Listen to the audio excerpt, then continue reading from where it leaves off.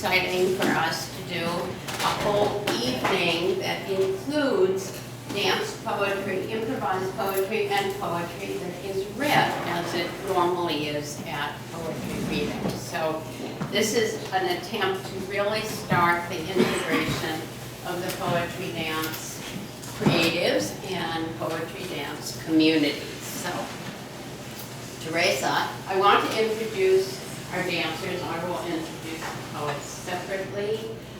So where are you?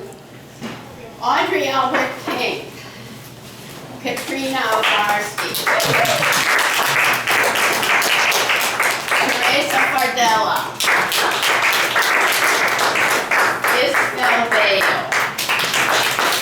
So you will see them in different configurations. What about Kelly? Kelly Donovan, yeah.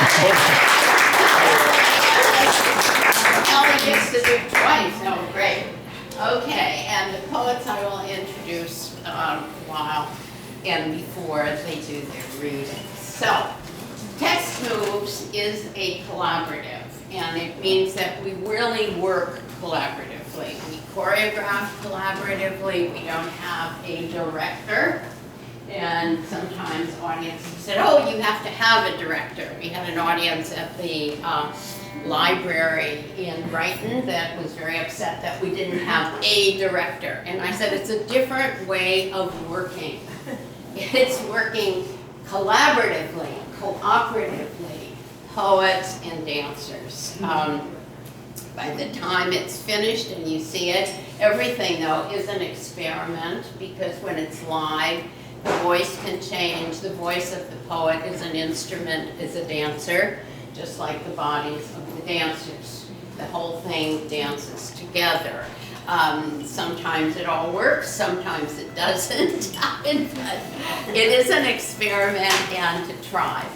Politically, I think that right now in our country, it's very important that we stop working top down like that, and we start learning how we can all work together and make it good. So that's part of what we're trying to do, although this itself is not a political occasion, it's a creative occasion.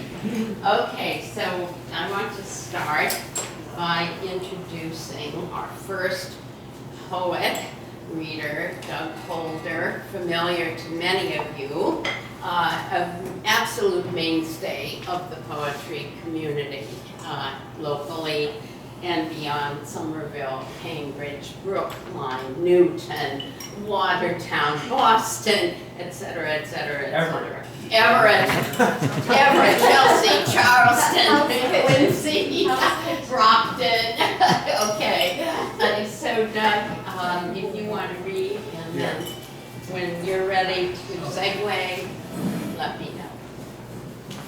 So, since the Karen and her textbook collaborator is going to do a poem of mine that Jennifer Matthews put to music, and it's about my 93-year-old mother who I'm having to take more care of now. She's sick and ill. So the poem concerns her at an earlier time, and this poem that I'm going to read now concerns her at a more recent time where she's more infirm.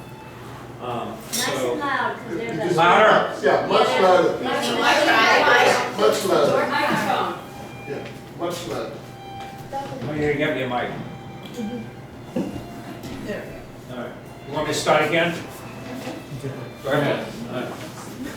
Anyway, I'm going to read a poem about my 93-year-old mother who I've been caring for lately, and it's called Where's My Pocketbook? I lived enough, I've done it all. She clutches her pocketbook, a weathered bag to her weathered face. Now it is resting on her deflated breasts. This is unfair, I want to die. The light dims, an evening surrender. She screams shrilly at the institutional walls. Where is my pocketbook? I give it to her. She rifts through the plastic promise of credit cards, the crumpled receipts, the scraps of paper, with the ceased phone numbers of the faded stamp of Erin's lipstick. Her fingers move like an arthritic snake, a search for a flimsy thread to hold on. Why must I suffer? Let me go. Where is my pocketbook? Where is my pocketbook?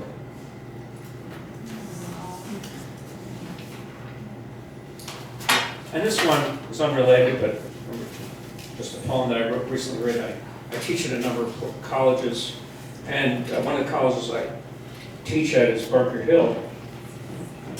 And so I was in the parking lot, it reminded me of something. So I'll read it to you. Parking lot, Bunker Hill Community College, Boston. I always feel like I'm in a movie, The Friends of Eddie Coyle, cutting a deal with Robert Mitchum. My voices rumble with the roar of the Orange Line. His beat-up Chevrolet, the omen of fuzzy dice, swing from his rear view. My 200,000-mile Honda, as dour as the day.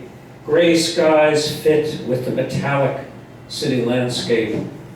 A bird's bleak beak, sitting on a rusting wire, watches us with fierce objectivity. A clandestine slip from my to his pocket, a tentative handshake. He looks at me with deep, world-weary eyes. The world is a tough place, kid, and it's tougher if you're stupid.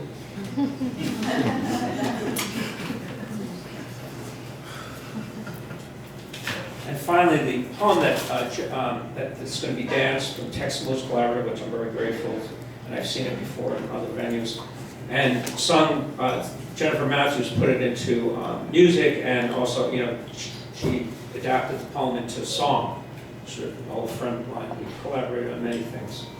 So I'll read it. It's Oh Don't You. It took place a few years back, maybe 6, 7 years back, when I was on the train with my mother.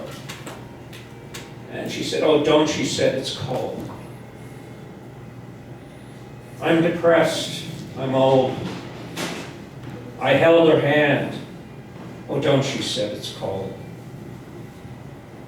She said, "Maybe I pushed too much. Maybe I gave in much too soon. Perhaps it was something I needed to be told." I held her hand. "Oh, don't," she said, "it's cold."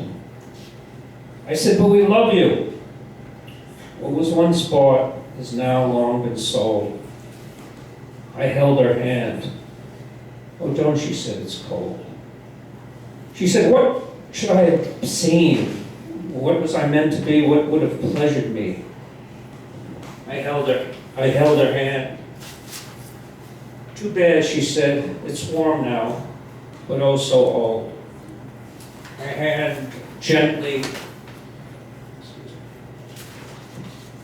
broke from me, and like spotted moths, fluttered free. Thank you.